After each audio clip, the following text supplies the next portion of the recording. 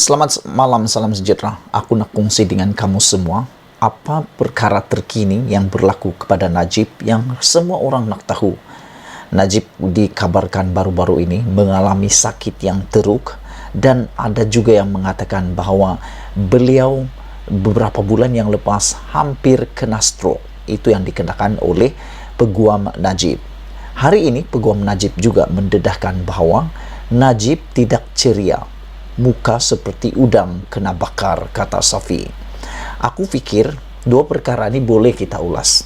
Pertama, Najib tidak ceria. Memanglah, siapa yang ceria tinggal dalam penjara kan? Penjara bukan untuk tempat ceria, tetapi penjara adalah tempat untuk muhasabah diri. Bagi setiap kesalahan, perlu dihukum. Dan hukuman itu harus dimuhasabah dan perlu fikir sebaik-baiknya, sedalam-dalamnya. Yang terbaik ialah apabila sudah dihukum, cubalah mendekatkan kepada Allah supaya kehidupan itu dapat diperbaiki. Mungkin ini waktunya Najib menghindarkan diri daripada kesibukan dunia luar. Kesibukan sebagai seorang bosku yang sering ditunggu-tunggu oleh penyokong-penyokongnya.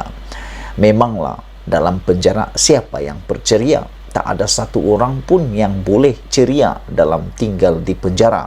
Jadi aku fikir kenyataan Najib tidak ceria ini memang satu perkara yang agak lucu juga dikatakan, kerana memanglah siapalah yang hidup ceria dalam penjara kan. Selain daripada itu, muka seperti udang kena bakar, mungkin ini disebabkan oleh keadaan kesehatan Najib yang mungkin dalam keadaan yang teruk seperti yang dikatakan oleh peguamnya. Tetapi juga mungkin ini juga disebabkan oleh keadaan penjara, sel penjara yang tidak selesa, tiada aircon, tilamnya tak empuk seperti di rumah mahligai Najib sebelum ini. Mungkin itulah yang berlaku kepada Najib pada ketika ini. Bagaimanapun, jom kita dengar, kita tengok apa sebenarnya yang berlaku kepada Najib. Bekas Perdana Menteri Datuk Seri Najib Razak tidak ceria seperti sebelum dirujukkan ke Hospital Kuala Lumpur untuk menjalani rawatan bagi masalah tekanan darah tingginya. Peguam belanya Tan Sri Muhammad Safi Abdullah turut menyatakan ahli Parlimen Pekan itu juga kelihatan tidak selesa. Memanglah dia tidak selesa sebab dia memang sakit.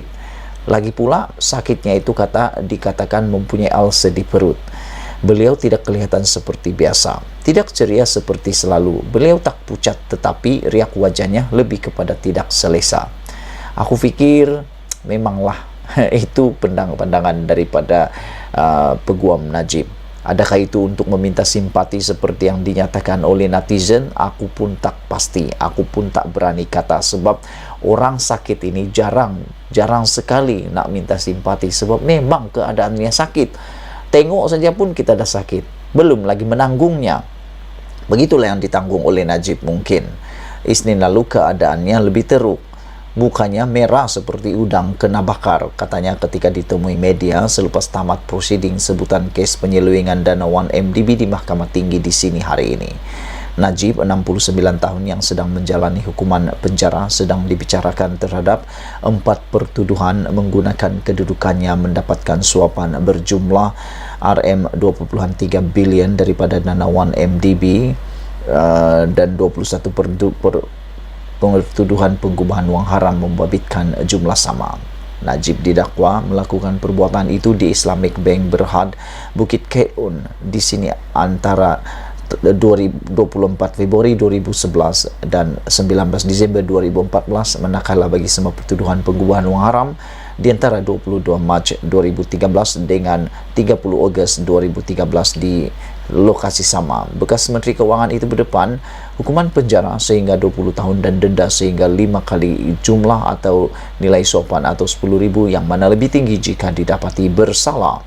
Bagi 21 pertuduhan pengubahan wang haram, Najib didakwa melakukan kesalahan itu di bank sama antara 22 Mac 2013 dengan 30 Ogos 2013. Kesemua pertuduhan mengikut Seksyen 4 dalam kurungan 1 kurungan E Akta Pencegahan Pengubahan Wang Haram dan Pencegahan Pembiayaan Keganasan AMLA yang memperuntukkan denda maksimum RM5 juta dan penjara sehingga 5 tahun, dan kedua-duanya sekali jika disabitkan kesalahan. Begitulah keadaan Najib yang ramai nak tahu. Najib tidak ceria, muka seperti udang kena bakar, kata peguam Najib. Kita jumpa lagi. Malaysia kita punya, kita jaga sama-sama, cintai Malaysiaku. Bye-bye.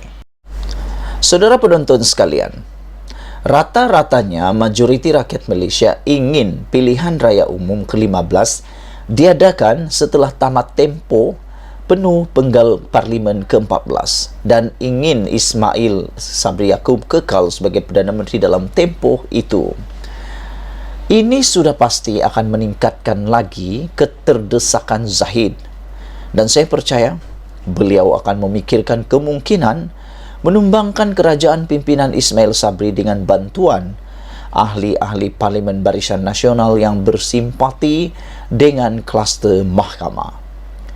Biarpun jumlah ahli-ahli parlimen ini kecil, ianya cukup untuk menstabilkan kerajaan seandainya mereka menarik sokongan terhadap Ismail Sabri. Namun, Ismail Sabri boleh sahaja mengusulkan pengisytiharan darurat politik kepada Yang di-Pertuan Agong dan kekal sebagai Perdana Menteri. Seterusnya, Ismail Sabri boleh melumpuhkan politik Zahid secara paksa menerusi penggubalan ordinan-ordinan darurat yang bersesuaian. Zahid tidak akan mampu berbuat apa-apa, melainkan akur bahawa UMNO, sebuah parti politik, tidak ada hak berperlembagaan untuk memaksa Perdana Menteri mengusulkan apa-apa yang kepada Yang di-Pertuan Agong, termasuk pembubaran parlimen. Zahid juga terpaksa akur bahawa peranan Ismail Sabri sebagai ahli UMNO dan Perdana Menteri cukup berbeza dan saling tidak bertindih, di mana sebagai Perdana Menteri, Ismail Sabri tidak wajib menuruti sebarang ketetapan UMNO. Andai kata Zahid bertindak memecat Ismail Sabri daripada UMNO, ianya tidak mampu membawa sebarang kebaikan buat dirinya, kerana Ismail Sabri akan kekal sebagai Perdana Menteri berdasarkan keahliannya di Dewan Rakyat. Namun, Zahid dan UMNO akan menanggung akibatnya pada PRU 15 dengan penolakan besar-besaran yang sudah tentu akan menghancurkan UMNO buat selama-lamanya. Malah, saya menjangkakan akan berlaku pengunduran ramai pemimpin di peringkat bahagian dan cawangan serta boikot jentera pilihan raya di terlalu banyak kawasan parlimen dan Dewan Undangan Negeri sekiranya Ismail Sabri dipecat. Kesemua ini sudah pasti akan memarahkan akar umbi UMNO dan menjurus kepada undi dendam, di mana ramai penyokong UMNO akan menyokong pihak lawan atau tidak keluar mengundi pada PRU 15. Saudara sekalian, itulah dia keadaan sebenar Ismail Sabri Yaakob yang menang atas Zahid Hamidi. Sebelum kita berpisah, sila tinggalkan komen Anda, tekan butang subscribe. Malaysia kita punya, kita jaga sama-sama, cintai Malaysiaku. Bye-bye.